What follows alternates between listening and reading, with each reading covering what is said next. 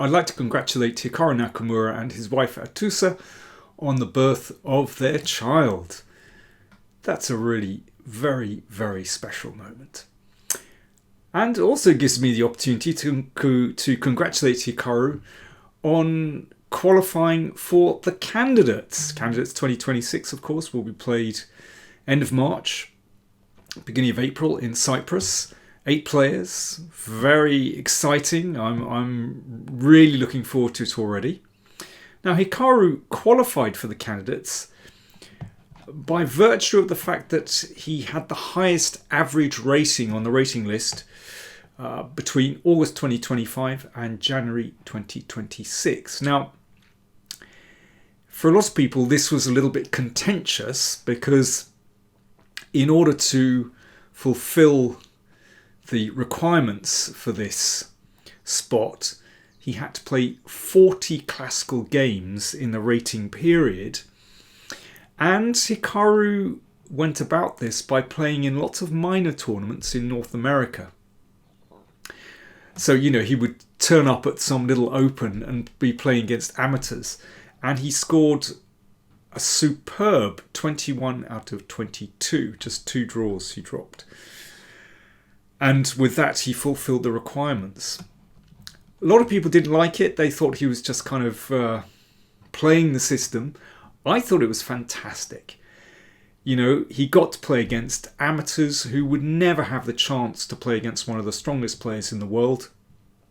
And it's quite a risk for Hikaru, frankly, because, the conditions weren't perhaps what he's become accustomed to. So there's all the rough and tumble of the tournament circuit. But as Hikaru said, it sort of brought him back to his roots from when he was, growing up in the States, playing all these tournaments.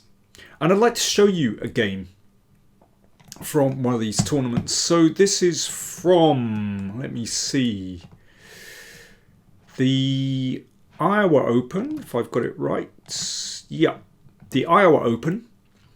Played in September 2025, where he scored 5 out of 5. He'd previously scored 7 out of 7 in Louisiana, and then he went on to score 5.5 out of 6 in the Maritime Chess Festival in Canada, and then his final tournament was 4.5 out of 5 in the Washington Dulles Open.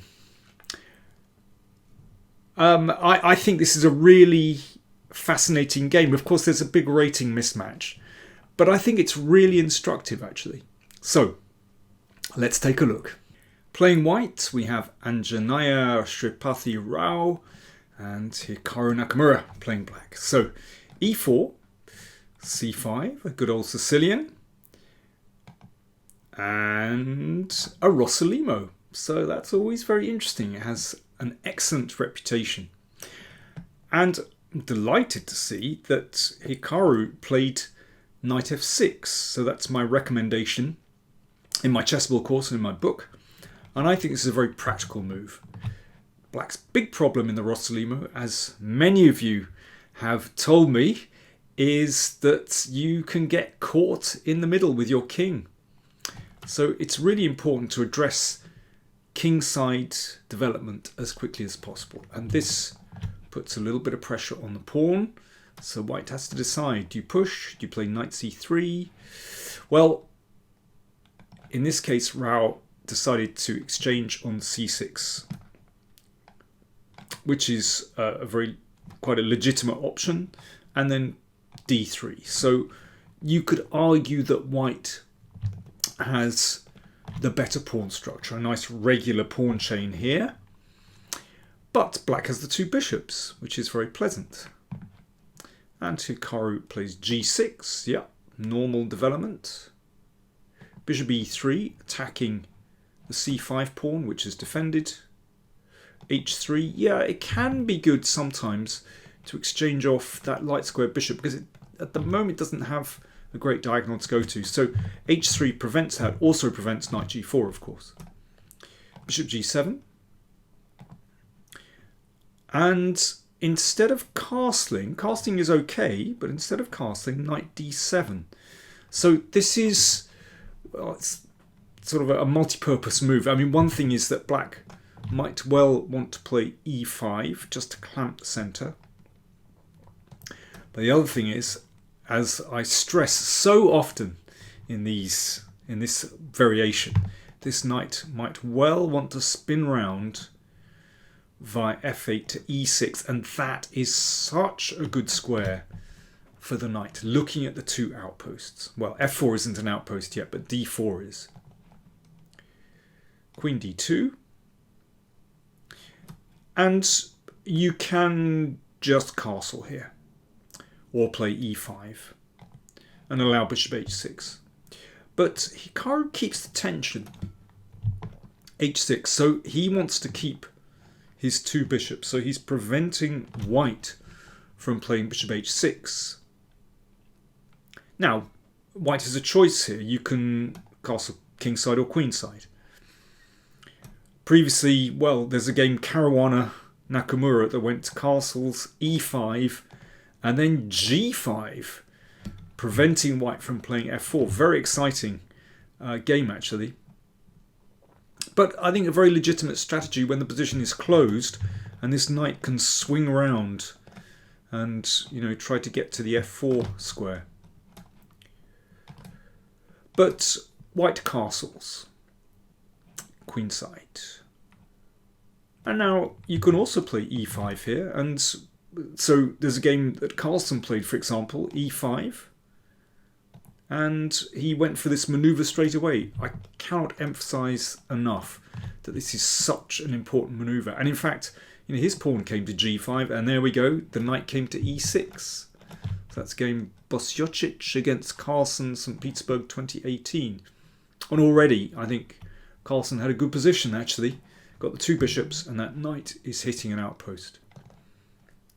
But Hikaru played queen c7. Of course, white didn't need to play in exactly that way. So that's a very flexible move. He might still play with e5. But he's already thinking about potentially castling queenside. And what's interesting is that white decides to break open straight away. I think Hikaru was almost sort of tempting white into playing this move. But remember, once the position opens, then that's probably better for the bishops. And bishop takes d4 played. I think knight takes d4 is perhaps a little bit better, but e5, good move, retaining the two bishops. So bishop e3 and bishop a6, of course, not possible to castle kingside because the h-pawn hangs. Bishop a6, king b1, and Hikaru castled queenside. There we are. It's time for my first think and drink moment of the game. So it's white to play. What would you do next? Now, this is brought to you in association with Millennium Computers, and I'm very proud to say that I've collaborated with them to produce my own limited edition chess set. So, cheers. Have a good think, white to play, and have a look at this. I've seen many chessboards in my life, but when I heard about this one, I was keen to see it for myself. It's beautiful and completely wireless, thanks to an integrated battery and Bluetooth connection. For my edition, I wanted pieces that reflect clarity. When I play with them, everything feels natural. Just me, the board, and the game I love. This is my supreme chess set, the Daniel King edition. That's the perfect gift for those that would like to play online, but using a real chess set. Right, let's return to the game. Well, white played g4 here. I suspect that was motivated by the desire to prevent black from breaking with f5. Now, whether that's a good move or a bad move, we'll look at that in a second. But g4 is a big mistake. And, well, we'll see why in a second. The best thing for white to do here is basically wait. Just remove the queen from the d file. So queen c1 is the strongest move. I think one of the most difficult things to do in chess is just to wait, because it feels like you're losing time. But in this position you have to be very careful, and particularly pawn moves are just very, very committal. Pawns can't move backwards, and yet I see so many players who just lunge forward and don't think of the consequences. So after queen c1, well, I prefer black's position just because of the bishops. Black has potential, but you can't talk in terms of an advantage yet. Maybe black would play king b7, tidy move. Maybe bishop c4 and put the bishop here. Maybe just knight f8 and swing the knight around to e6. You know, that's the big theme in this opening. But it's not bad for white.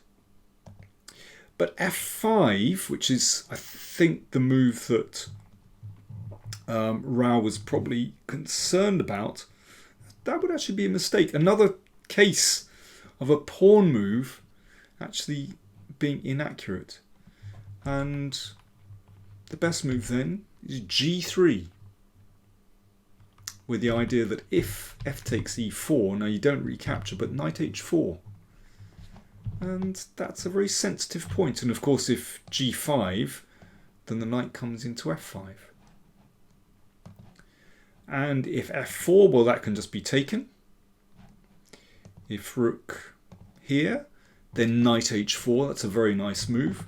Just looking at these two sensitive points, you notice every pawn move creates weaknesses behind it. So in this case, g6. And after this, well, that's a pleasant position for white with you know, pressure here basically. So f5 would be a mistake. As I said, you know, there are better moves. Bishop c4, knight f8, king b7. You know, black has to proceed quite carefully. But g4, so clearly directed against f5, but this is a mistake. So let's see why. First of all, knight c5, yeah. Discovered attack on the queen, so the queen drops back to c1. And knight e6, so the knight has reached the dream square. So it looks at all these beautiful squares, in particular the outposts on d4 and f4. That's so often the square that knight needs to go to in this variation of the Rossolimo. Rooks are exchanged, and then h4. So, you know, white is sort of continuing this initiative on the king side, maybe trying to cramp the bishop in some way. But queen f6, right. You can see straight away that the advance of the g-pawn has left the knight on f3 without protection. So the first consequence, the knight is not stable. And where does this go? It's not clear. So rook h3 played. Not the most beautiful square for the rook. Knight d4. The knight hits the outpost, supported by the bishop, queen, and pawn. Beautiful square for the knight. And yeah, well, what exactly can white do here? So the knight is threatened. If queen h1, then h5. Hitting this one, g5, queen e6, queen on a beautiful square looking in both directions, followed by rook d8, and you can see that black is dominating the position. I mean, what are white's pieces doing over here? It's a difficult position for white now. g5 played, attacking the queen, which just went sideways to e6, looking at the rook. So that moved to g3. And Hikaru exchanged on g5. Well, that's going to open up the h-file for the rook. Knight takes, hits the queen, which just came back. But of course now this h-pawn is isolated and vulnerable, and yeah, white has nothing going on the G file. So this is a massive problem. Queen h1. Well, how do you defend that pawn successfully? It's not easy, but the queen certainly doesn't look good opposite the rook. And I like this next move from Hikaru. He just nudges the king into the corner.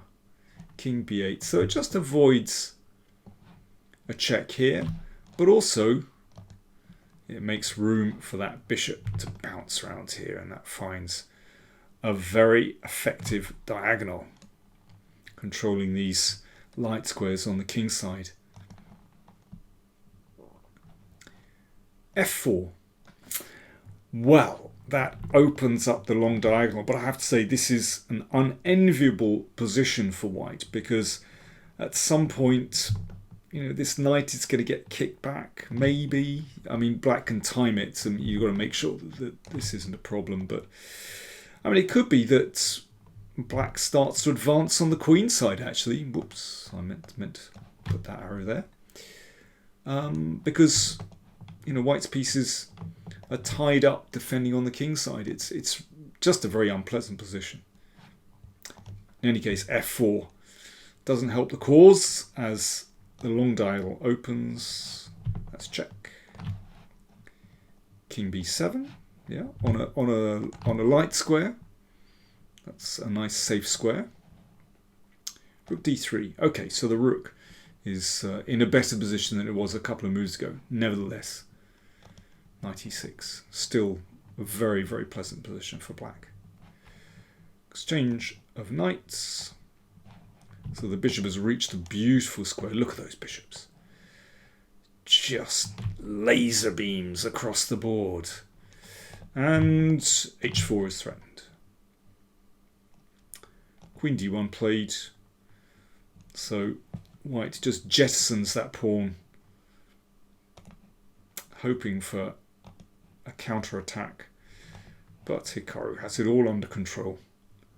No need to take that one, of course. I mean, there's no follow-up to rook d7 check. Nothing doing. I mean, remember, black is about to exchange queens here, if nothing else. In fact, the king is in trouble on that back rank. Look at black's bishop here. Look at both bishops. Knight e2 played, and now Hikaru has seen that he can actually grab that exchange. There's a threat to take here, but queen f6 defends very, very easily, as well as threatening mate in one. Knight d4, and queen takes f4. And that was the end of that. There we go. Yes, just one last little trick. Of course, if queen takes knight, that would be suboptimal because of queen takes c6 mate. But yeah, queen takes f4. And here white resigned. There's only one check, only one decent check. And that is the end of the story. Black is a whole rook up. A very, very smooth victory from Hikaru Nakamura. But for me, the lesson of this game is that in some positions, you just have to wait and hope for the best and just keep decent coordination. But some pawn moves just should not be made. You just have to be so careful because they can't come backwards. And actually the problem was later on, you know, there were just too many weaknesses around here. And yeah, it was actually a very easy task for Nakamura to pick things off, particularly once that knight reached its dream square of e6, looking at the outposts.